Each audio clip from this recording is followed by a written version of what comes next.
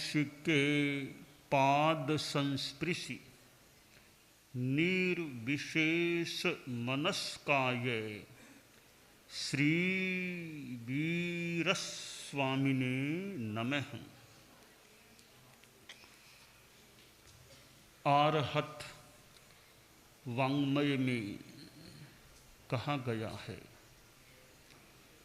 सुवर्ण रूपस्य उपव्यया भवे शियाहु कैलास समा असंख्या नरस्य लुद्धस्य न तेहि किंच इच्छा आगास समा अनंत। आश्रय आश्रय। इच्छा को आकाश के समान अनंत बताया गया है। आकाश का कोई और छोर नहीं होता। कोई आकाश को मापने का प्रयास करे कि कितने किलोमीटर ये आकाश है, संभवतः कोई चल सके तो चलते जाओ चलते जाओ चलते जाओ, अनंत जन्म यूं चलते चलते बीत जाएंगे, अनंत जन्म, तो भी आकाश का कहीं अंत प्राप्त नहीं होगा। क्योंकि एक जन्म की तो अवधि सीमित है, बहुत सीमित, तो अनंत जन्म ले लो, मापते मापते मापते अगले जन्म में फिर मापूंगा, फिर अगले जन्म में मापूंगा, आगे से आगे मापूंगा, तो मापते जाओ। जन्म अनंत भले हो जाए पर आकाश का अंत नहीं आएगा। इतना अनंत है आकाश। इच्छा को भी आकाश से उपमित किया गया है। आदमी की इच्छाएं अगर बढ़ती जाएं तो बढ़ती जाए बढ़ती जाए, कोई यानी बहुत बढ़ सकती है। आकाश के समान बता दिया गया इच्छा को। इच्छा दो प्रकार की हो जाती है।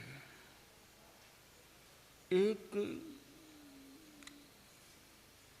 आध्यात्मिक संदर्भ से जुड़ी हुई इच्छा, दूसरी तदितर इच्छा।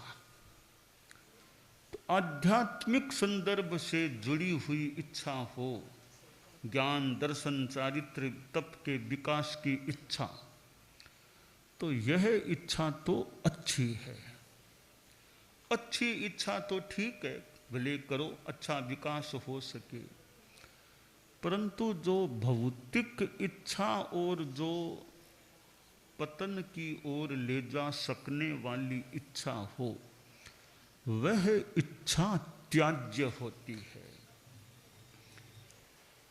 बालक में कोई इच्छा होती है, अच्छी इच्छा जाग जाए और अध्यात्म के पथ पर बढ़ जाए तो बहुत बढ़िया बात है।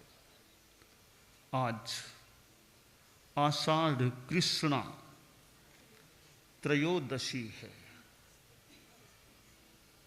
आज के दिन एक शिशु का अवतरण हुआ था, प्राकट्य हुआ था, जन्म हुआ था। और यह बात 104 वर्ष पहले की है।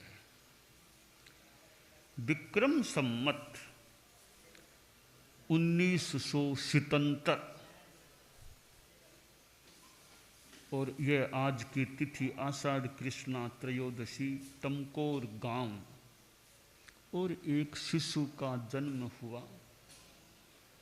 माँ बालूजी और जन्मदात्री माँ, और एक बच्चा जन्मा जिसमें मानो कोई इच्छा जागी या कोई माहौल बना अध्यात्म के जगत में जाने का।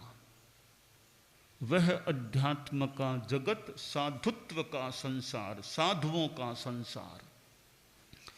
और कुछ ही समय में जीवन के 11वें वर्ष में ही, यानी विक्रम संमत 1987 माघ शुक्ला दशमी को सरदार शहर में उस बालक यानी नथमल जी की मुनि दीक्षा भी अनेक दीक्षार्थियों के साथ हो गई। और माँ का भी दीक्षित हो जाना और पुत्र का भी दीक्षित हो जाना, मानो कि पूरे परिवार का दीक्षित हो जाना। माँ बेटा दो थे, दोनों दीक्षित हो गए। तो माँ भी दीक्षित हुई और पुत्र भी दीक्षित हुआ। यह एक सदिच्छा या एक आध्यात्मिक संदर्भ से, माहौल से जुड़ी हुई इच्छा। और दीक्षित हुए और दीक्षित होने के बाद में मुनि जीवन में शिक्षित भी हुए। हालांकि हर संत कोई बहुत शिक्षित हो जाए यह जरूरी नहीं है। दीक्षित होना एक बात है, अच्छा शिक्षित होना अलग बात है। शिक्षित होना एक बात है, दीक्षित होना अलग बात है। हम आचार्य महाप्रज्ञ जी की बात कर रहे हैं। उनका आज 105वां यह जन्म दिवस है। उन्हीं का पहले का नाम मुनि नथमल जी था। और हमारे धर्म संघ में एक बालक के रूप में परम पूज्य कालूगणी के पास दीक्षित हुए। कालूगणी ने दीक्षित किया और आगे जब विकास की गति अच्छी हो गई तो वो अपनी उम्र में, युवा अवस्था में कह दें, अपने मुनि जीवन में एक विद्वान संत के रूप में प्रतिष्ठित हो गए थे। मैंने उनको मुनि अवस्था में भी देखा है। मैंने मुनि अवस्था में भी उनको देखा है, उनके दर्शन किए हुए हैं। जब वो मुनि नथमल जी के रूप में थे, यों नीचे विराजते थे, जमीन पर यों विराजते थे। अपने साज में, ऐसे साज की उनकी अपनी जगह होती थी, साज में आर करते थे। उस अवस्था में भी मेरा उनको देखा हुआ है। तो मुझे स्मरण है एक विद्वान संत के रूप में और एक दार्शनिक मुनि के रूप में उनका नाम था। यानी अध्ययन, ज्ञान के क्षेत्र में, विद्या की आराधना में उनका संभवतः बहुत अच्छा क्रम था। और कालूगणी के युग में तो वे थोड़े वर्षों तक रहे, मान लो 5-6 वर्ष रहे। बाद में आचार्य श्री तुलसी के युग में वे लंबे काल तक रहे थे। और आचार्य श्री तुलसी के युग में उनका अनेक रूपों में विकास हुआ था। कालूगणी के युग में तो वे ठीक एक बाल मुनि के रूप में यूं रहे होंगे। ज़्यादा विकास की बात उस समय संभवतः नहीं थी। विकास की मुख्यतया अधिक बात तो गुरुदेव तुलसी के युग में उनकी ज़्यादा हुई। मैंने जैसा कहा विद्वान संत के रूप में, तो वो स्थिति उनकी आचार्य श्री तुलसी के आचार्य काल में बनी थी, ऐसा प्रतीत हो रहा है। तो ज्ञान के क्षेत्र में उन्होंने एक प्रतिष्ठा, एक प्रतिष्ठित स्थान प्राप्त किया था। उधर हमारे धर्म संघ में वे एक प्रकार से मानीजते, यानी प्रतिष्ठित संत भी थे। संतों में, हमारे यहाँ संत समुदाय में गुरुकुलवास में ही वे अधिकांश रहे थे। न्यारा में तो संभवतः उन्होंने 2 ही चतुर्मास किए थे। मुनि अवस्था में 2 चतुर्मास, एक सरदार शहर में किया था, दूसरा दिल्ली में किया था। 2 चतुर्मास न्यारा में किए थे। बाकी संभवतः कोई भी चतुर्मास उनका न्यारा में नहीं हुआ। युवाचार्य काल में हर चतुर्मास गुरुदेव तुलसी के साथ किए। और बाद में आचार्य बन गए तो आचार्य गणाधिपति यूँ साथ में उनके चतुर्मास हुए। और बाद में तो स्वयं गुरुदेव तुलसी के बाद महाप्रयाण के बाद तो वे थे ही आचार्य, उनके चतुर्मास अपने हुए ही थे। तो 2 चतुर्मास उनके बहिर्विहार में हुए, बाकी वे गुरुकुलवास में ही चतुर्मास करने वाले रहे। और गुरुकुलवास में तो उनका एक प्रतिष्ठित स्थान मेरे ख्याल से था ही। पूरे धर्म संघ में भी वे एक प्रतिष्ठित मुनि थे, विद्वत्ता के क्षेत्र में उनका नाम था। हालांकि और भी संतों का उस समय नाम आता था, और भी संतों का नाम आता था, पर मुनि श्री नथमल जी का भी नाम था। और संभवतः औरों के नाम में एक नथमल जी स्वामी गुरुकुलवास में ज़्यादा रहते थे, गुरुदेव के पास रहते थे, तो इनका अच्छा एक प्रतिष्ठित स्थान भी था। और आचार्य श्री तुलसी ने जो धर्म संघ में नए उन्मेष लाए थे, हमारी व्यवस्थाओं में, विधियों में कुछ जो परिवर्तन हुए थे, उनमें भी संभवतः मुनिश्री नथमल जी स्वामी टमकोर का अच्छा सहयोग था, योगदान था। आचार्य श्री तुलसी एक मुझे जैसा लगा साहस युक्त व्यक्तित्व थे, निर्णय कर लेते और फिर उस निर्णय को सुसंपादित व्यवस्थित बताना, करना, व्याख्या, जो भी ऐसा काम मुनिश्री नथमल जी स्वामी उसको फिर बिठाना, बताना, जो भी संभवतः, यानी एक सहयोगी के रूप में मुनिश्री नथमल जी स्वामी थे आचार्य श्री तुलसी के। और आचार्य श्री तुलसी ने धर्म संघ में एक नया प्रयोग किया निकाय व्यवस्था का। तो निकाय व्यवस्था के प्रयोग में निकाय सचिव के रूप में मुनिश्री नथमल जी स्वामी टमकोर को नियुक्त किया, स्थापित किया था। एक अच्छा वो स्थान था, ऐसा लगता है, निकाय सचिव का। और भाषण देते मुनिश्री नथमल जी के भाषण होते थे, वे संभवतः थोड़े से अलग टाइप के होते थे। उनके मुनि काल के थोड़े भाषण होते, खड़े होकर के भाषण देते थे। आचार्य श्री तुलसी के पास खड़े होते, तो आचार्य श्री विराजे होते, वे खड़े होकर यूँ भाषण दिया करते थे। उनका अपना भाषण का यूँ तरीका, एक अच्छा विद्वत्ता पूर्ण भाषण, विदुष्य युक्त उनका। वो क्यों दार्शनिक और इतने पढ़े हुए, किताबों ग्रंथ पढ़े हुए थे, उस टाइप का अच्छा एक उनका, यानी एक बौद्धिक लोगों में, विद्वानों में एक भाषण, ऐसा संभवतः अच्छा भाषण। और संभवतः बात में फर्क विशेष नहीं हो तो इतना उनका थोड़ा गहरा भाषण होता कि एक बार उन्होंने जनता में यूँ भाषण दिया और गुरुदेव तुलसी विराजे हुए थे। बाद में कोई एक श्रावक, कोई आदमी गुरुदेव तुलसी के पास आया, बोला नथमल जी स्वामी का भाषण बहुत बढ़िया हुआ, आज तो बहुत बढ़िया भाषण होगा। तो संभवतः वो आदमी कोई बहुत पढ़ा शायद नहीं होगा, तो गुरुदेव ने सोचा रे ये क्या समझा होगा इनके भाषण को, इनका तो क्लिष्ट भाषण, इसने क्या समझा होगा। तो गुरुदेव ने पूछ लिया कि नथमल जी बोले तुम समझ गए ना क्या बात कही थी, इनकी बात को तुमने समझ तो गए ना क्या कहा था। कि समझा तो नहीं मैं क्या बात कही, समझा तो मैं नहीं। तो फिर बहुत बढ़िया भाषण कैसे हुआ इनका, तुम समझे ही नहीं तो बहुत बढ़िया भाषण कैसे हुआ।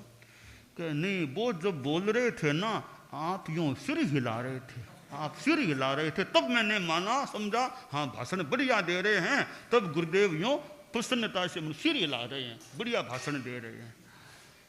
संभवतः इस घटना से प्रेरित होकर गुरुदेव तुलसी ने मुनिश्री नथमल जी स्वामी को थोड़ा इंगित दिया कि तुम भाषण देते हो, थोड़ा क्लिष्ट है, तो यूँ आम जनता में थोड़ा सरल भाषण दो तो जनता पकड़ सके, ग्रहण कर सके। बाद में जब उनके भाषण होते युवाचार्य काल में और में, तो उनके भाषण कई कहानियाँ रियों, तो यानी सामान्य आदमी प्राय समझ जाएं, सारी बात को नहीं भी समझे, मोटा मोटी कुछ एक सामान्य आदमी समझ जाए, क्यों छोटी छोटी कहानियाँ डाल करके रियों एक करके, तो फिर थोड़ा उनका भाषण यूँ थोड़ा जनभोग्य सा भी, पहले मान लें मुख्यतया विद्वत जनभोग्य, फिर साधारण जनभोग्य भी कुछ अंशों में संभवतः उनका भाषण हो गया था। तो पहले मुनि नथमल जी का भाषण थोड़ा संभवतः अलग टाइप का होता है, बाद में महाप्रज्ञ जी का भाषण थोड़ा सा यूँ सरल, थोड़ा यहाँ उसमें सरलता भी संभवतः आ गई थी। संस्कृत भाषा का अच्छा अध्ययन, तो संस्कृत भाषा का अच्छा अध्ययन, दार्शनिक अध्ययन और विद्वत्ता, तो वो भाषण में भी थोड़े शब्द भी तो ऐसे कि आते होंगे कि हर कोई पकड़ न पाए, तो बाद में उनका भाषण थोड़ा सरलता युक्त भी संभवतः हो गया था। तो एक वैदुष्य का दर्शन उनके व्यक्तित्व में किया जा सकता था। और बाद में जब हमारे मर्यादा महोत्सव और होते, तो मर्यादा महोत्सव में यूँ साधियों की भी कभी गोष्ठी होती, कभी यूँ संतों साधियों की होती, तो मुझे याद है कभी कभी नथमल जी स्वामी का भी यूँ साधु साधियों की दोपहर में गोष्ठी होती, थोड़ा बहुत बोलना, या कभी साधियों की गोष्ठी केवल साधियों की होती, जो भी थोड़ा मेरा सुना हुआ है, नथमल जी स्वामी का भी यहाँ भाषण होता। यानी साधियों की गोष्ठी में भाषण होना थोड़ी सी विशेष बात है। तो गुरुदेव तुलसी की ओर से भी उनको मानो प्रोत्साहन, उनको सपोर्ट, क्योंकि हमारे धर्म संघ में व्यवहार की भूमिका में अगर आचार्य प्रवर का सपोर्ट मिलता है, प्रोत्साहन मिलता है, उनको प्रतिष्ठापित किया जाता है, तो कोई भी साधु, कोई भी साध्वी को प्रतिष्ठित होने में थोड़ा सा सहयोग मिल जाता है व्यवहार की भूमिका में, कि आचार्य श्री भी इनको महत्व दे रहे हैं। तो मुनिश्री नथमल जी को आगे बढ़ाने में आचार्य श्री तुलसी का भी संभवतः सपोर्ट था। तब वे इस व्यावहारिक रूप में इस व्यावहारिक सपोर्ट को भी निमित्त संभवतः मान सकते हैं कि वे हमारे धर्म संघ के क्षितिज में एक प्रतिष्ठित मुनिश्री के रूप में उभर करके सामने आ गए थे। बाद में आचार्य श्री तुलसी ने अपने जीवन के संभवतः 65वें वर्ष में उनको युवाचार्य के रूप में नियुक्त कर दिया। किसी ने आचार्य श्री तुलसी को कहा था, कोई ज्योतिषी ऐसा कोई आदमी, कि आपका उत्तराधिकारी होगा वो मैं नाम का होगा, कि आपका उत्तराधिकारी मैं, जिसके नाम में पहला अक्षर मैं हो, ऐसा व्यक्ति आपका उत्तराधिकारी बनेगा। तब नाम तो नथमल था, न थे मल, पहला तो अक्षर न हो गया। कभी उसने तो कहा था कि मैं नाम वाला व्यक्ति आपका उत्तराधिकारी बनेगा, तो ये तो नथम न है। तो गुरुदेव तुलसी ने नाम महाप्रज्ञ कर दिया था, तो मैं हो गया, फिर उत्तराधिकारी तो महाप्रज्ञ हो गए मतलब तो खैर यह तो मेरी सुनी हुई कई बात है कि किसी ने कहा था गुरुदेव तुलसी को, मैं नाम वाला जिसके नाम में यानी आदि में मैं होगा वो उत्तराधिकारी बनेगा। तो महाप्रज्ञ में फिर मैं पहले हो गया था। युवाचार्य बन गए थे। जीवन के 59वें वर्ष में वे युवाचार्य बने, और युवाचार्य पद देने के बाद राजल देसर में मर्यादा महोत्सव में विक्रम संवत 2035 में उनको युवाचार्य बनाया। फिर वहाँ से गुरुदेव दिल्ली पधारे थे। दिल्ली पधारे, दिल्ली में कुछ समय का प्रवास हुआ। चतुर्मास दिल्ली में नहीं किया, शेष काल में कुछ दिन दिल्ली में गुरुदेव का विराजना हुआ था। और दिल्ली में इतने राजनेता वो लोग रहते हैं, तो वहाँ युवाचार्य महाप्रज्ञ को साथ लेकर आचार्य श्री तुलसी दिल्ली पधारे। उसके बाद में आचार्य श्री तो दिल्ली से पंजाब की ओर आगे बढ़ गए। युवाचार्य महाप्रज्ञ जी को कुछ समय मानो और दिल्ली में ही छोड़ दिया था। तो युवाचार्य श्री महाप्रज्ञ जी दिल्ली में विराजे थे। अनुभूत भवन में भी युवाचार्य काल में उन्होंने प्रवास किया था। वहाँ थोड़ा सा मामूली मुझे भी उस समय उनके न्यारा यानी युवाचार्य काल के रूप में दिल्ली में रहे, थोड़ा सा मुझे भी उनके पास रहने का उस समय भी अनुभूत भवन में भी मुझे भी मौका मिला था। तो बाद में युवाचार्य महाप्रज्ञ जी भी पंजाब की ओर पधारे। फिर लुधियाना में संभवतः प्रवेश के समय के आसपास आचार्य युवाचार्य का मिलन हुआ। तो लुधियाना में उनका यह पहला युवाचार्य काल का पहला चतुर्मास गुरुदेव तुलसी के साथ आचार्य श्री तुलसी के साथ लुधियाना में हुआ। लुधियाना में चतुर्मास हुआ तो कोई यहाँ तेरा पंत भवन या बड़ा भवन ऐसा स्थान नहीं था विराजने का, ऐसा कोई स्थान नहीं था।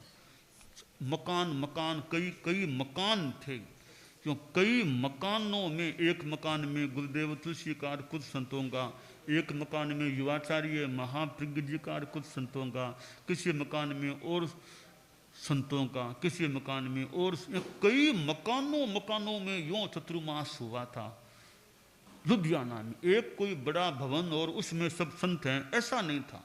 अलग अलग हम कई बार जैसे बिहारों में कभी कभी अलग कोई रह जाए मान लो, तो वहाँ ऐसे चतुर्मास भी ऐसे ही हुआ था। अलग अलग मकानों में लुधियाना में गुरुदेव तुलसी का वो चतुर्मास हुआ।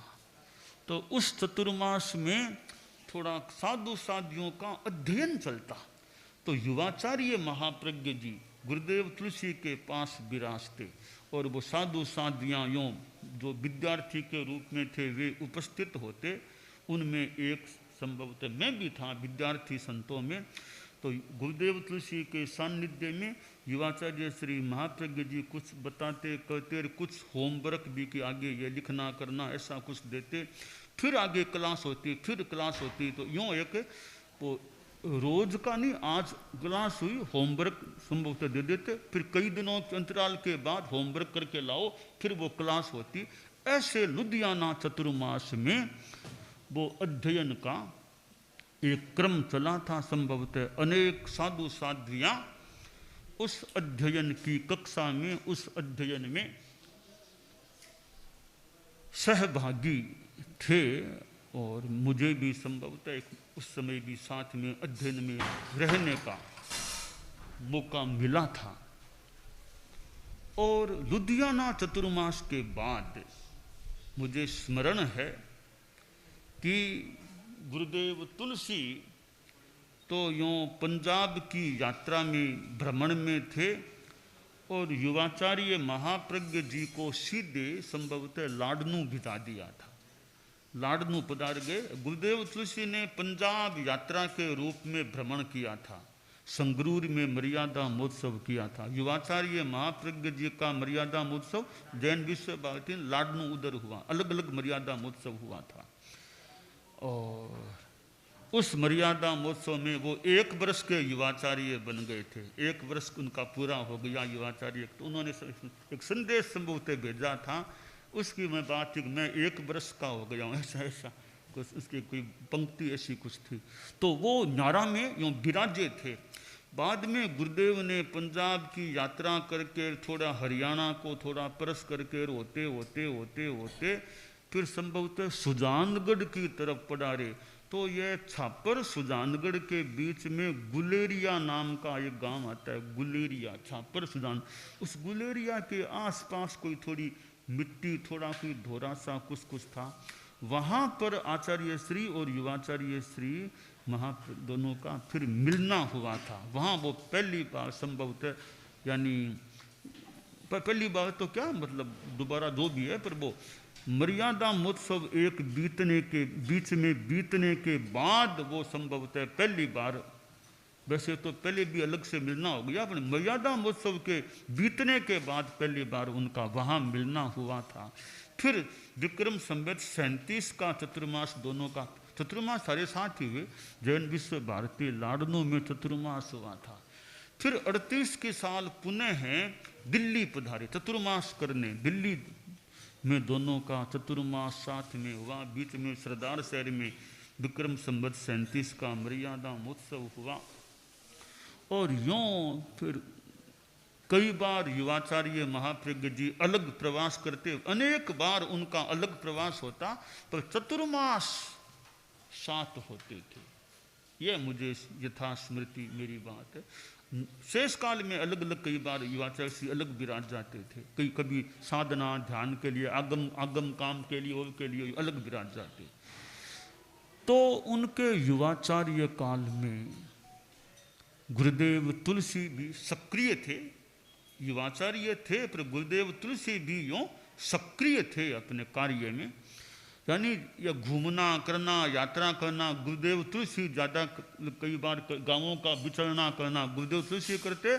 युवाचार्य श्री को अलग एक जगह यूँ प्रवास का इंगित दे देते, युवाचार्य से अलग विराज जाते। वो अपना आगम काम आदि में समय आराम से लगा सकें। गुरुदेव गांवों को प्रश्ना करना, यात्रा करना, आसपास यूँ भ्रमण करना।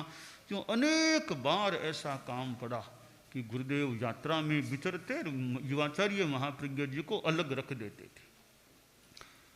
आखिर यूँ करते करते बीच में योगक्षेम वर्ष आया। योगक्षेम वर्ष का निर्णय हो गया और महासती साध्वी प्रमुखा कनक प्रभा जी ने संभवतः मांग की थी इस प्रकार की, और मांग को गुरुदेव तुलसी ने फिर स्वीकार किया। युवाचार्य महाप्रज्ञ जी ने मांग का संभवतः समर्थन किया। गुरुदेव तुलसी ने फिर स्वीकार कर लिया। योगक्षेम वर्ष के रूप में सारी फिर आयोजना हुई। तो उस योगक्षेम वर्ष में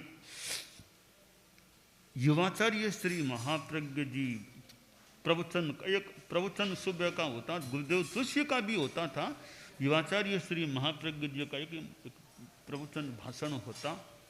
उस योगक्षेम वर्ष में प्रारंभ में गुरुदेव तुलसी अस्वस्थ हो गए थे, कई दिनों तक अस्वस्थ रहे। और फिर जैन विश्व भारती भिक्षु विहार में कुछ दिन संभवतः ऊपर विराजे, फर्स्ट फ्लोर में प्रवास किया था। गुरुदेव तुलसी को यूँ शायद चलना भी मुश्किल होगा, तो यूँ संत उनको एक कुर्सी में कोई बिठा करके, कुर्सी को फिर पहले मंजिल में लेकर के दुथती वाला वो कमरा, वहाँ गुरुदेव का अस्वस्थ अवस्था में गुरुदेव रहते थे, अस्वस्थ थे। तो वहाँ एक वापस नीचे पधारना नहीं होता, वहीं विराजते उसी कमरे में। यूँ कई दिनों तक उनका एक प्रकार से अस्वास्थ्य का काल रहा। थोड़ा सा वो एक चिंताजनक सा या ऐसा सा समय था। तो युवाचार्य महाप्रज्ञ जी सारा यूँ संचालन संभालना करना, योगक्षेम बस युवाचार्य श्री महाप्रज्ञ जी थे। तो योगक्षेम वर्ष यूँ होते होते गुरुदेव तुलसी के जीवन का यूँ 75 वर्षों का प्रसंग था। जीवन काल के 75 वर्षों का प्रसंग था। उस उपलक्ष्य में यह योगक्षेम वर्ष का आयोजन प्रज्ञा पर्व समारोह है। और उसके बाद यूँ गुरुदेव तुलसी का लाडनू में भी काफ़ी विराजना हुआ। युवाचार्य महाप्रज्ञ जी भी साथ में लाडनू में शिविर लगते, बोलो तुलसी अध्यात्म निडम जैन विश्व भारती में युवाचार्य श्री शिविरों में पदार्थे करते। तो जैन विश्व भारती को कई चतुर्मास लगातार 2-2 चतुर्मास भी आचार्य श्री तुलसी के, युवाचार्य श्री महाप्रज्ञ जी के लाडनों को प्राप्त हुए थे। और इस बीच बाद में जब विक्रम संवत 2050 का चतुर्मास करने के लिए आचार्य श्री तुलसी राजल देसर पधारी थी। राजल देसर के चतुर्मास में गुरुदेव तुलसी भी कुछ यूँ अस्वस्थ हो गए थे। फिर वो अस्वस्थ हुए तो डॉक्टर साहब आए, वो देखा और कहा कि कोई बीमारी वाली बात नहीं, उनको बेड रेस्ट करना पड़ेगा, बेड रेस्ट करना होगा। तो युवाचार्य श्री महाप्रज्ञ जी ने संभवतः कुछ टिप्पणी की, कुछ कि बेड रेस्ट नहीं, कायोत्सर्ग करेंगे। आचार्य श्री कायोत्सर्ग करेंगे कि बेड भी क्यों बेड दो प्रकार के, B A D bed, B E D bed का बेड बेड कायोत्सर्ग करेंगे। तो आचार्य श्री तुलसी फिर कायोत्सर्ग यानी वो ज़्यादा लेटे रहते, अनेक दिनों तक वे ज़्यादा लेटे आवश्यक काम के लिए विराज जाए, थोड़ा बहुत कोई दर्शन देना होता सुबह थोड़ा थोड़ा विराजते, या शरीर का आवश्यक काम भोजन, ऐसा अधिकांश समय उनका लेटने में बीतता था। तो राजल देसर में फिर वहाँ ये फिर गुरुदेव ठीक भी हुए और यूँ करते फिर अगला चतुर्मास उनका दिल्ली में होना था। तो विक्रम संवत इस राजल देसर चतुर्मास के बाद सुजानगढ़ में मर्यादा महोत्सव के लिए पधारे थे, बीच में लाडनू भी पधारे, फिर सुजानगढ़ संभव थे। सुजानगढ़ में एक नया काम गुरुदेव तुलसी ने किया, जो अभूतपूर्व काम हमारे धर्म संघ का था। वह यह था कि उन्होंने उस सुजानगढ़ के विक्रम संवत 2050 के मर्यादा महोत्सव में अपना आचार्य पद विसर्जित कर दिया, विसर्जन की घोषणा कर दी, यानी छोड़ दिया, और का युवाचार्य महाप्रज्ञ को मैं आचार्य पद पर अब उनको आचार्य घोषित कर दिया। यह एक कार्य आचार्य श्री महाप्रज्ञ जी के जीवन के लिए भी विलक्षण या विशेष है, गुरुदेव तुलसी के जीवन के लिए भी विशेष है। कोई भी आचार्य 10 आचार्यों में किसी भी और यानी गुरुदेव तुलसी के सिवाय और किसी भी आचार्य श्री ने आचार्य पद का विसर्जन अपने जीवन काल में किसी भी परम पूज्य श्री ने नहीं किया था।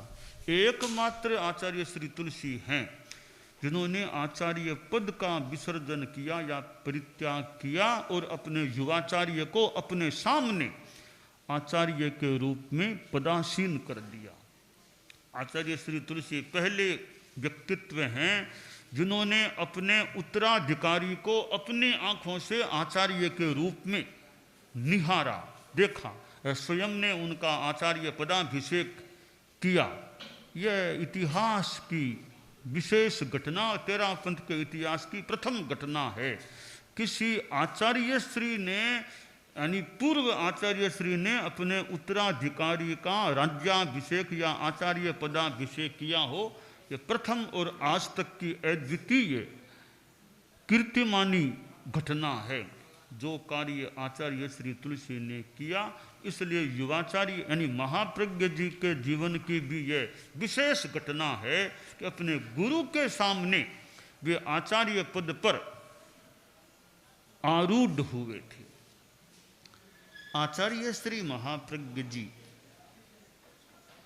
उनका जो ज्ञान का विकास था, फिर हमारे जैन आगमों के संपादन का जो कार्य हुआ वो एक महत्वपूर्ण कार्य हुआ और वैसे कार्य अभी भी चालू है। उस कार्य में महाप्रज्ञ जी की, गुरुदेव महाप्रज्ञ जी की आगम कार्य में महत्वपूर्ण भूमिका मानी जा सकती है। गुरुदेव तुलसी तो वासना प्रमुख थे, गुरुदेव तुलसी भी अपना कई बार मुझे स्मरण है कभी कभी सक्रिय योगदान देते, आगम कार्य में अपना योगदान देते थे। पर यों महाप्रज्ञ जी गुरुदेव श्री वे इस आगम कार्य में मानो कि रीढ़ की हड्डी कह दें या कुछ कह दें, इस प्रकार उनका एक आगम संपादन, अनुवादन या टिप्पण जो पूरा कार्य है, इसमें उनके जीवन का एक यह महत्वपूर्ण कार्य है। जैन आगमों के यह संपादन का और जो कार्य हुआ है, अभी भी काम तो चालू है, वैसे अवशेष है, चालू है वैसे मोटा मोटी। तो उन्होंने जितना काम किया था, आचारांग पर जो संस्कृत में भाष्य का निर्माण हुआ, एक विशेष घटना, किसी आगम पर इन वर्षों में यानी इन 50-100 वर्षों में संस्कृत में किसी ने भाष्य लिखा हो, पता नहीं और किसी ने इन 50-100-150 वर्षों में लिखा है क्या। अपने महाप्रज्ञ जी ने वो आचारांग पर जो संस्कृत में भाष्य लिखा है, वो भी एक आगम साहित्य का एक विशेष कार्य है कि संस्कृत में भाष्य तैयार हुआ है। इधर भगवती पर जो भाष्य का काम है वो हिंदी भाषा में मान लो मूलतः भगवती भाष्य, वो जो विराट कार्य गुरुदेव तुलसी के समय तो कुछ हुआ था, गुरुदेव तुलसी की विद्यमानता में कुछ भगवती भाष्य सामने यानी काम हो गया था, कुछ काम हो गया, बाद में फिर काम चलता रहा। और बाद में मुनि श्री महेंद्र कुमार जी स्वामी का भी इस भगवती भाष्य के काम में योगदान रहा है। मुनि श्री महेंद्र कुमार जी स्वामी का भी अपना एक पांडित्य कह दें या एक ज्ञान कह दें, तो उन्होंने भी भगवती भाष्य में एक अपना अच्छा यानी जो आगे गुरुदेव महाप्रज्ञ जी का महाप्रयाण भी हो गया था, उनकी विद्यमानता में भी तो महेंद्र मुनिश्री का भी योग। तो मूलतः हम अभी चर्चा आचार्य श्री महाप्रज्ञ जी की कर रहे हैं, तो आगम कार्य में आचार्य श्री महाप्रज्ञ जी का ये आचारांग भाष्य, तो संस्कृत में भगवती भाष्य, हिंदी में वैसे नाम भाष्य है, बाकी तो और भी टिप्पण तो होते ही हैं आगमों में, इसका नाम भाष्य रूप में संभवतः गुरुदेव तुलसी का फरमाना था कि भगवती भाष्य, भगवती भाष्य। तो यह भाष्य है थोड़ा सा हट करके टिप्पणों में हम पहले प्रत्येक अध्ययन के बाद में संभवतः जो टिप्पण आने की परंपरा थी, संभवतः भगवती भाष्य में प्रत्येक शतक के बाद नहीं, तो थोड़े थोड़े सूत्रों के बाद आ गया। इस रूप में थोड़ी सी नवीनता भी हुई हो सकती है, तो फिर भी एक बहुत विस्तृत बहुत अच्छा एक टिप्पण रूप जो भाष्य काफ़ी, अब तो वो भगवती भाष्य प्रकाशित रूप में अधिकांश आ ही गया है, थोड़ा कोई बाकी रहा होगा, थोड़ा काम अवशेष काफ़ी आ गया है। तो वह एक आगम का भगवती, और भी कई आगमों के ये संस्करण प्रकाशन हो चुके हैं। तो आचार्य श्री महाप्रज्ञ जी ने फिर एक जो उस कल्पना हुई कि आगमों को कुछ भागों में बांट के आगमों की सामग्री संकलित करके आत्मवाद, लोकवाद, क्रियावाद, कर्मवाद, ऐसे पुनर्जन्मवाद, ऐसे अलग अलग, तो वो आचार्य श्री महाप्रज्ञ जी के पास जो हुआ था, तो फिर साध्वी विश्रुत विभा जी के द्वारा आप और भी हमारा भी इसमें योगदान, और आचार्य श्री का भी हमारा भी थोड़ा, वैसे इसको काम करने में वो मुख्य नियोजिका जी विश्रुत विभा जी मान ले, तो वो आया वाओ आ भी गया, और वो एक आगमों से एक आत्मा के संदर्भ से जुड़े हुए स्थल हैं, वो एक साथ देखने हो काफ़ी।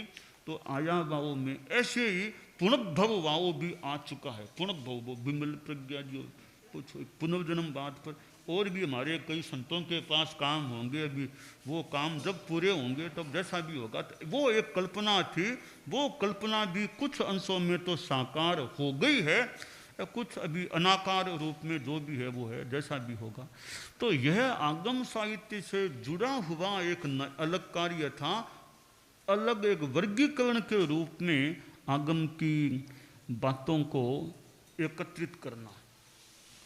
प्रेक्षा ध्यान के रूप में जो कार्य आचार्य श्री तुलसी के समय जो शुरू हुआ, सामने आया, उस जैसे आगम संपादन कार्य में महाप्रज्ञ प्रवर रीड थे, तो प्रेक्षा ध्यान में भी महाप्रज्ञ जी गुरुदेव रीड हैं, एक मुख्य हैं, महत्वपूर्ण है। गुरुदेव तुलसी का तो खैर संरक्षण साया या निर्देश जो भी वो तो है, उनके ही आचार्य काल में यह काम हुआ, शुरू हुआ था, आगे भी बढ़ा था। फिर ऐसे प्रेक्षा ध्यान कराने में, शिविर लेने में, सारे प्रयोग, ये सब बातें निर्धारित करना, कराना, और वो खुद अपना ध्यान का प्रयोग करना, तो महाप्रज्ञ जी गुरुदेव इसमें एक स्पाइन के रूप में एक मुख्य एक प्रेक्षा ध्यान में रहे हैं। एक प्रेक्षा ध्यान के मानो एक मोटा मोटी एक निर्धारक कह दें और कह दें, वो महाप्रज्ञ जी गुरुदेव रहे। और प्रेक्षा ध्यान के कितने शिविरों का संचालन तो खुद महाप्रज्ञ प्रवर युवाचार्य काल में तो उस जगह पधार करके विराजते, वहाँ प्रवास करते, वहाँ शिविर चलता। इस रूप में भी कितने शिविर, लाडनों में कितने शिविर हुए होंगे। तो प्रेक्षा ध्यान का कार्य सामने आया। इधर यह जीवन विज्ञान भी, वो भी, उसमें भी युवाचार्य महाप्रज्ञ जी प्रवर का योगदान, सहयोग, योगदान जो भी मान ले। यह समण श्रेणी शुरू हुई। समण श्रेणी ऐसे तो गुरुदेव, मैंने कहा ना साहस, गुरुदेव तुलसी में यूँ एक साहस भी था, वो एक अपना अपने ढंग का व्यक्तित्व था कि आचार्य श्री तुलसी का इतना चेहरा भी गौर वर्ण का उनका चेहरा, उनका हालांकि मैं चेहरे का है उतना महत्व है, उनका व्यक्तित्व था वो एक पुण्यवत्ता भीर और चेहरा शारीरिक सौंदर्य भीर, यो मनोबल साहस, वो एकदम निर्णय अपना ले लेते करते। लगभग 61 वर्षों तक आचार्य श्री तुलसी का आचार्य हाइफन गणाधिपति काल रहा था। बहुत इतना लंबा काल तेरा पंथ में अब तक तो एकमात्र आचार्य श्री तुलसी का ही रहा। इसी प्रकार जीवन काल में 10 आचार्यों में जीवन काल में सबसे ज्यादा यानी 90 वर्ष करीब आचार्य श्री महाप्रज्ञ जी का रहा। इतना सौभाग्य हमको नहीं मिला और पूर्ववर्ती उनसे पहले के आचार्यों का इतना लंबा जीवन काल पाने का सौभाग्य हमें नहीं मिला था।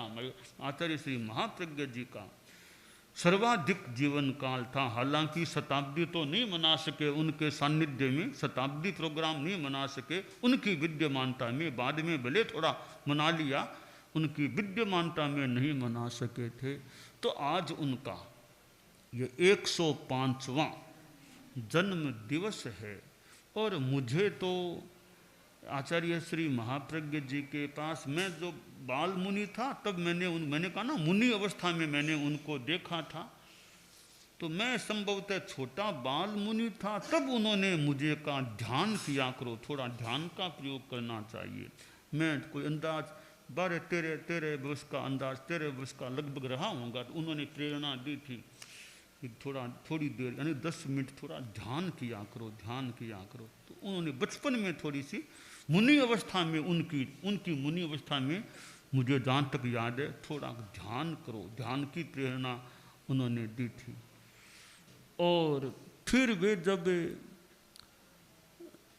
युवाचार्य बन गए थे तो दिल्ली पधारना हुआ था गुरुदेव का, तो मुझे सेवा कराई थी उन्होंने, यानी उनका प्रथम पहला वर्ष था युवाचार्य काल का। हम लोग पहले से दिल्ली में थे।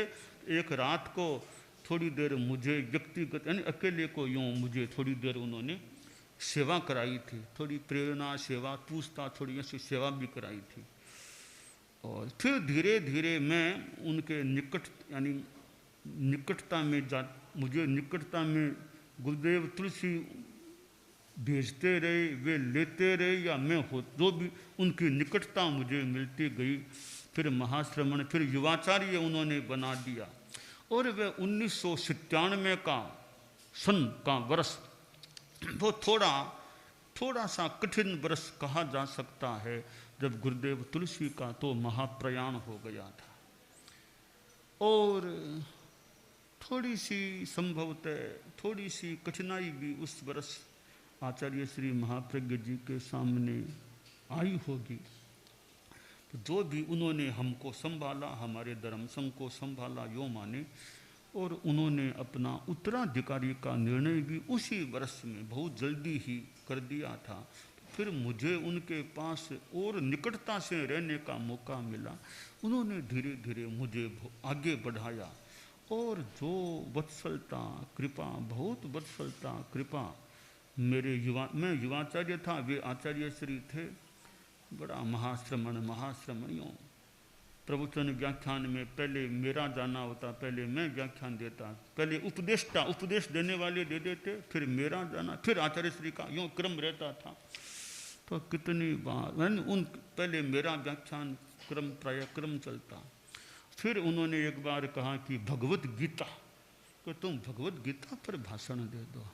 उन्होंने कहा कि आचार्य श्री तुलसी की इच्छा थी संभवतः कि भगवत गीता पर भाषण हो। तो आचार्य श्री महाप्रज्ञ जी ने कहा कि मुझे कहा था, गुरुदेव तुलसी ने महाप्रज्ञ जी को संबोधित कहा कि गीता पर भाषण दो। तो आचार्य श्री महाप्रज्ञ जी ने कहा कि मैं तो क्या, अब तुम दे दो गीता पर भाषण।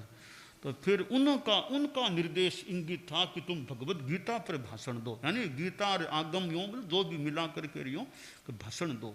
तो मैंने आचार्य श्री की विद्यमानता में संभवतः यह क्रम शुरू कर दिया था भगवत गीता पर भाषण देने का। तो तो मैंने गीता और अपने उत्तराधीन या आगम जो भी हो थोड़ी तुलनात्मक सा करके मैंने कई व्याख्यान भाषण मैंने भगवत गीता पर दिए।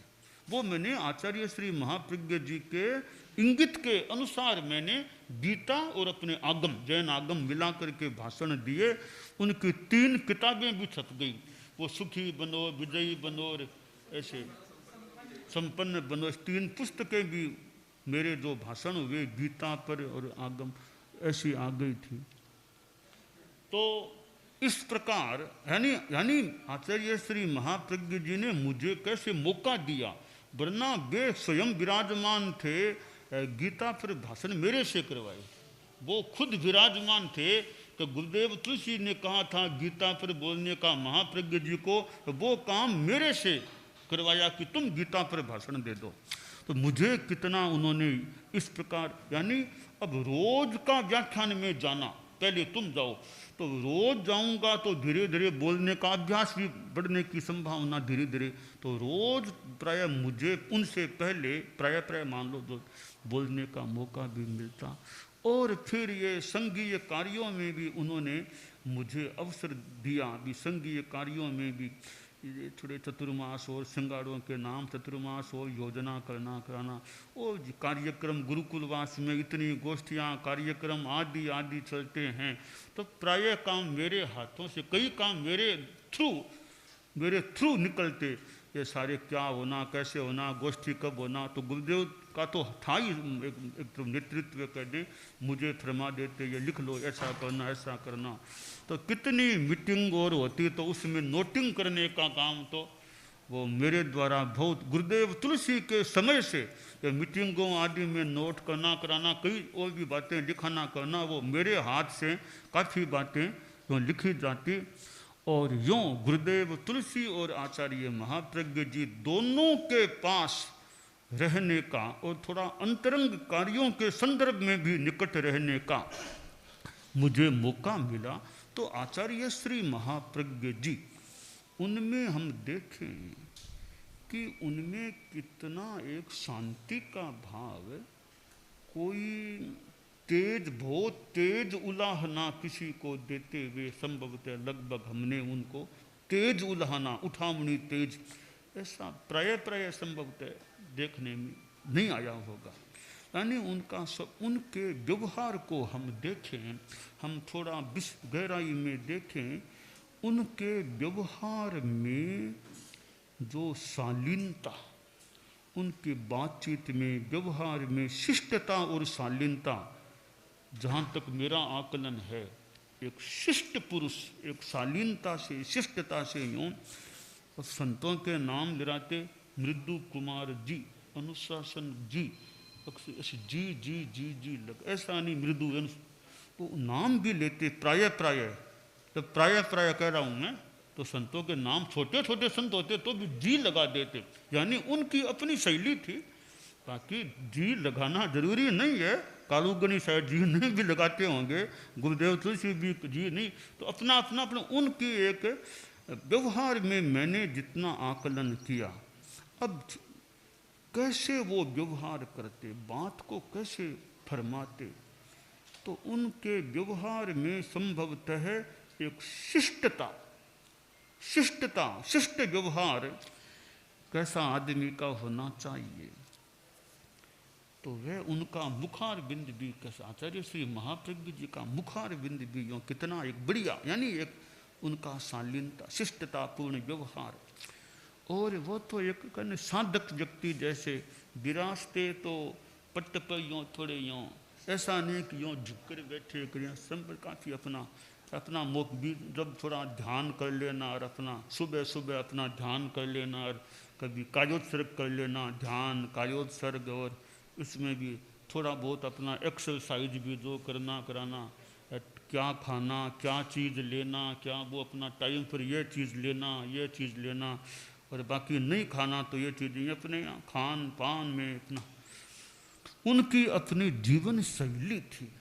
तो 90 वर्ष का लगभग का उनका जीवन काल, तो उनकी जीवन काल के साथ जीवन शैली, वे सुबह पहले तो नीचे भी मुझे याद है, यूँ विराज के आसन और नीचे विराजते, पट्टे पर विराजते, जो भी पट्टे पर करते हो थोड़ी अपना एक्सरसाइज आसन भी यूँ, पहले तो वो नीचे विराजते, पहले जब युवाचार्य काल में संभवतः यूँ नीचे जमीन पर यूँ, फिर अपना आसन भी संभवतः जितनी याद आ रही है वो करते थे। तथा योग, आसन, ध्यान, इधर अपना साहित्य का काम, लेखन पठन, ऐसे कार्यों में उनका समय जीवन का काफ़ी बीता। फिर आचार्य, युवाचार्य आचार्य बन गए थे, तो संघ के प्रशासनिक कार्यों में भी सुना हुआ तो यह है, मुनि काल में थे कि तब आत्मा नाम का गांव, मेवाड़ में आत्मा गांव, तब आचार्य श्री तुलसी ने उन्हें फरमाया था, आत्मा गांव मेवाड़ में संघीय संभवतः कार्य की बात थी कि गुरुदेव ने कहा संभवतः कि मैं इतने वर्ष तो अकेला ही काम करता रहा हूँ, अब तुम भी मेरे साथ जुड़ो। कि आत्मा गांव से थोड़ा उनको यूँ एक गुरुदेव ने फरमा करके अपने साथ संघीय कार्य में जोड़ा, ऐसा मेरा सुना हुआ मुझे याद आ रहा है। तो आचार्य श्री महाप्रज्ञ जी ने पढ़ाने में, अध्यापन में, मैं विश्वत विवाह जी ऐसे पहले समणी थे, और भी कई हमारे संत, कोई साधियाँ कई रहे होंगे समणियाँ, और यूँ मिला करके कई वर्षों तक हमारा उन्होंने वो हमें पढ़ाते, और अनेक कई बार आचार्य श्री तुलसी भी विराजते उनके सान्निध्य में, कनक प्रभा जी, माँ सती जी भी विराज जाए, और कई यूँ फिर इकट्ठे हो जाते। यूँ भगवती का आमेट में वो हमारा भगवती सूत्र का वो वाचन वो चलता कि साथ साथ में नोट करो, यह टिप्पण लिखना, इस पर टिप्पण यहाँ काम से सौंपा, इसका तुम नोट करो, यह टिप्पण लिखना, यूँ। तो कई साधियाँ जो भी यूँ भगवती का, उनका ये ज्ञान बिंदु प्रकरणम, ज्ञान न्याय कुमुद चंद्र आचार्य, न्याय कुमुद चंद्र प्रमाण मीमा, ऐसे कितने अनेक ग्रंथ हमको युवाचार्य महाप्रज्ञ ने युवाचार्य काल में शुरू कर दिया था पढ़ाना। युवाचार्य काल में विक्रम सम्मत लगभग 2040 के लगभग की बात है, विद्यासर मर्यादा महोत्सव कोई हुआ था उन दिनों में, फिर वो शुरू हुआ। सबसे पहला उस क्रम में संभवतः ज्ञान बिंदु प्रकरणम हुआ, जो भी हुआ, मैं बैठना शुरू हुआ तब ज्ञान बिंदु प्रकरणम चलता था। वो एक अच्छा संस्कृत की भाषा, क्यों वर्षों तक उनके पास जैसे जैसे मौका मिला होगा हमारा स्वाध्याय अध्ययन चलता था। और गुरुदेव तुलसी भी विराज जाते, फिर तो कहना ही क्या, दो महापुरुष विराज जाते, फिर तो कहना ही क्या। तो ऐसा दोनों विराज जाते हैं, यानी गुरुदेव तुलसी का मान लो सान्निध्य, नेतृत्व कह दें, सान्निध्य कह दें, युवाचार्य महाप्रज्ञ जी का एक प्रकार से प्राध्यापकत्व यूँ ये काम चलता। तो कितनों को उनके पास पढ़ने का मौका मिला, और मेरे पर तो उनकी बहुत कृपा रही। युवाचार्य के रूप में करीब 13 वर्षों तक, लगभग 13 वर्षों तक, पौने 13 मान लो मोटा मोटी, मुझे साथ रहने का मौका मिला। और बहुधा मेरे हाथ का सहारा ले रहे थे, 2 का ले रहे थे तो एक और को मौका मिल जाता, एक तो मेरा तो होता तो पास में, मेरा तो था ही था, फिर दूसरे में कोई एक और इधर हो जाता। मैं अगर आसपास होता तो यह सौभाग्य संभवतः मुझे ज़्यादा मिलता। गुरुदेव को सहारा, गुरुदेव तुलसी की भी कृपा रहती, वो भी मेरे हाथ का सहारा लेते। फिर आचार्य श्री महाप्रज्ञ जी भी मेरे हाथ का सहारा लेते। तो मेरे हाथ तो 2 महापुरुषों के, मतलब मेरा हाथ है वो 2 महापुरुषों के हाथ से स्पृष्ट हैं। काफ़ी समय तक यूँ हाथ मेरे हाथ पर उनका रहता था, तो उनका हाथ पर ही नहीं था, उनका हाथ मेरे सिर पर भी, मतलब मानो भावात्मक सिर पर भी उनका हाथ था। तो ये 2 आचार्यों का, आज चूँकि महाप्रज्ञ जी गुरुदेव का प्रसंग है, तो आचार्य श्री महाप्रज्ञ जी ने मुझे भी बहुत यूँ अवसर दिया काम करने का। छोटे मोटे काम, संघीय काम होते तो ये छोटे मोटे मेरे थ्रू हो जाते। और हमारे गुरुकुलवास में संत होते, ये कई व्यवस्थाओं के जो कार्य गुरुकुलवास में संतों के होते, वो अनेक काम यूँ ज़्यादा जगह धराने का काम होता, और ये कुंडा बाल्टी आदि व्यवस्था करना, वो करना, छोटे मोटे यहाँ। तो वो आचार्य श्री के पास हम लोग थोड़ा कम इन बातों में ज़्यादा मेरे थ्रू, मेरे पास ये पांति लेना, कौन पांति नहीं ली, कैसे क्या व्यवस्था, ये कई काम गुरुदेव था। गुरुदेव का मौके मौके पर उनसे गाइडेंस जो भी हो जाता, बाकी सीधा डायरेक्ट ज़्यादा संतों का यूँ मेरे पास भी संभवतः रहता। तो यूँ आचार्य श्री का ये मतलब कृपा भाव था, तब मैं कहता वरना में कैसे कर पाता। उनकी छूट थी, कृपा थी, वात्सल्य था, विश्वास था, जो भी था, तब मैं यूँ शादियों को निर्देश देना, कौन सा चौखला प्रश्न, किधर जाना, छोटा मोटा यूँ। तो मैं कभी अलग जाता आचार्य श्री महाप्रभु, जैसे यहाँ खानदेश में भी मैं अलग विचरा था, और भी MP में मध्य प्रदेश की यात्रा में अलग भी, तो कई बार ये पत्र वगैरह मेरे पास आ जाते, साधु साधियों के बाहर के पत्र होते मेरे पास आ जाते, मैं कहीं दूर से ही अपना उत्तर भी दे देता। कोई बात अपेक्षा गुरुदेव के पास पूछा करके जो भी जैसा होगा यूँ, यानी मुझे उन्होंने मानो मौका दिया या मैंने मौका लिया, जो भी है, तो उनकी जो कृपा रही, इतनी वत्सलता, माँ समान वो माँ समान उनके वो, मैंने कहा ना जी, मेरे लिए जी नहीं था, मेरे लिए जी नहीं होता उनका। अक्षय प्रकाश जी हो सकता था, अनुशासन जी हो सकता, महासमण जी ऐसा लगभग वो जी नहीं लगाते, महासमण, मेरे लिए महासमण होता। यह उनकी विशेष कृपा मानता हूँ मैं कि मुझे जी से अलग रखा, मानो अपना जी मुझे, मेरा अपना जी मेरे से लगा लिया, शब्द का जी नहीं लगाया, खुद का मानो कि कुछ अंशों में खुद का भीतर का जी मेरे से लगा लिया। यह उनकी विशेष कृपा थी कि उन्होंने मुझे जितना महत्व दिया, स्थान दिया, मान सम्मान दिया, कृपा दी, युवाचार्य बनाने के बाद उन्होंने जो यानी बहुत कहते मुझे निकटता दी, मुझे खुला मानो आकाश दिया, उड़ने के लिए मैदान दिया, दौड़ने के लिए मानो, तो बहुत उन्होंने मुझे दिया। यानी अध्यापन के रूप में तो कितने वर्षों तक उनके विद्यार्थी के रूप में भी मैं रहा हूँ, तो अनेक रूपों में आगम के काम से भी मैं, और ये पारिभाषिक शब्दकोश जन कितने वर्षों तक काम चला होगा, तो मैं भी साथ कितना उनके पास में निकटता से रहा। रात को कितनी देर, यानी बहुधा कई बार मैं रात को पूर्व रात्रि में उनकी सेवा में बैठा रहता, और कोई बातचीत होती और होती है। इस प्रकार आज आचार्य श्री महाप्रज्ञ जी का यह जन्म दिवस है, तो उनकी कृपा, उनकी वत्सलता, उनकी जो विद्वत्ता, उन्होंने जो हमारे धर्म संघ को दिया है, मुझे दिया वो भी एक बात है, पर हमारे ये समण श्रेणी का जो विकास हुआ, समण श्रेणी के विकास में उनका योगदान था।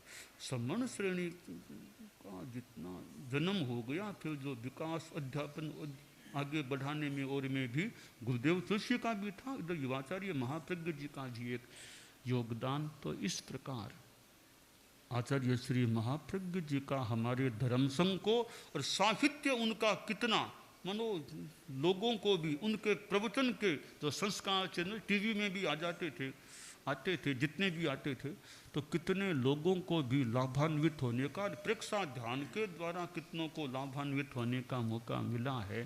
तो आज उनका 105वां जन्म दिवस है। मैंने सवेरे भी हमारे साध्वी प्रमुखा जी आदि मुख्य मुनि जो भी आसपास संत ये भी सब थे, वहाँ मैंने उनके प्रसंग भी कुछ छेड़े थे, गुरुदेव पूछे थे मतलब।